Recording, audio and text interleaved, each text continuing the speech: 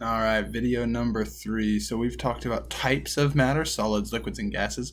We've talked about properties of matter, physical and chemical versus intensive and extensive. Now we're going to talk about changes in matter. And here we go. So we have a physical change, which is the particle composition of a substance does not change. And so we talk about particle composition now with H2O.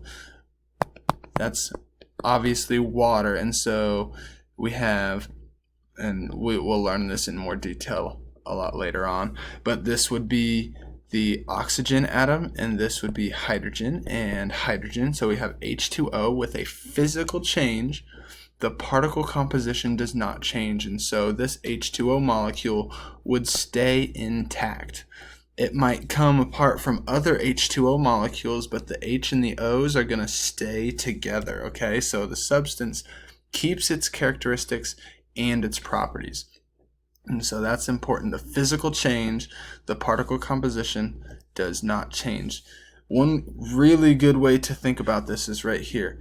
The original substance can be recovered by reversing the action. So let's talk about going from freezing and melting, okay? So if we have solid H2O and we have a block of ice, all right, I'm not a very good artist, so we're just going to leave it as a square. There's your ice cube.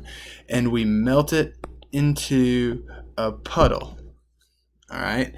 That is a physical change. These H2O molecules are staying together.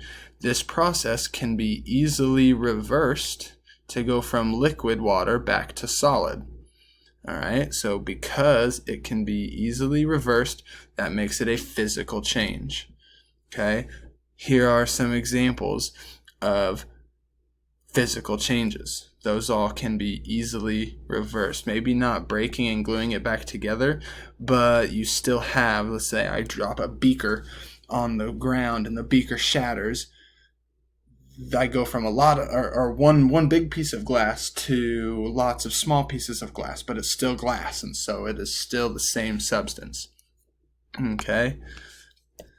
Chemical change is the exact opposite. When in a chemical change, particle composition does change.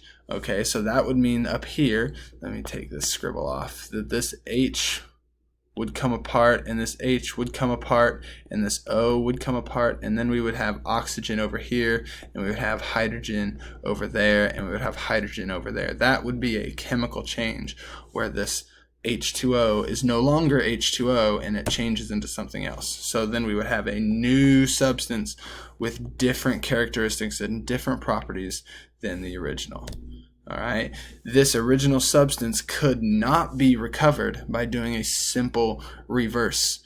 Okay, so when I break apart this oxygen and hydrogen up here, that is not a simple process to break these things apart. And so it's not a simple process to get them to go back together. It doesn't work like that. Okay, so that is a chemical change. We cannot easily reverse that process. And some examples of those be burning something rusting, cooking food. Okay, obviously if you fry up some eggs, you cannot easily reverse that process and go back to an uncooked egg. Okay, so that is a chemical change. All right, here's some possible signs of a chemical change. Gas is produced. We see bubbles during this process. Okay, so that's a possible sign of a chemical change. An energy change, and what that means is a temperature change. Okay, we talked briefly in the previous video about how temperature and energy are related to each other. Okay, so if we have a temperature change and something gets hotter or colder, that almost always signifies an energy change, which is a sign of a chemical change. Okay, another form of energy change is giving off light or sound. If we see a color change, that is a possible sign of chemical change. The formation of a precipitate. This is when we mix two liquids, and we'll have examples of this once we get back into in-person learning, and I can show you some other things. But a precipitate is when you take a liquid and you combine them, and you form a solid. That solid is called a precipitate. Okay, so when that happens, that is likely a chemical change.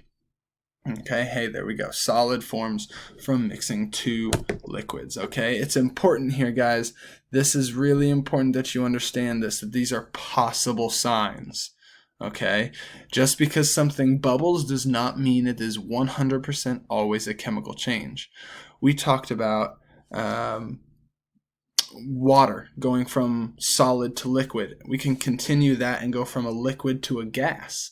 All right, when we go from a liquid to a gas, water bubbles while it's boiling. Okay, but that is not a chemical change because it's still H2O. It's still water. All right, so just because it has one of them does not necessarily mean it's a chemical change. I drop a beaker on the floor. That's going to obviously give off some sound.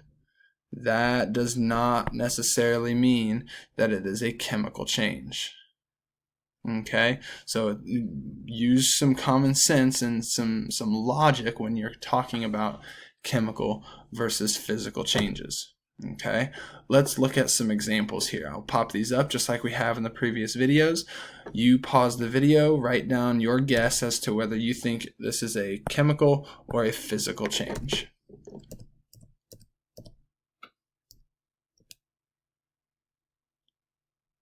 All right.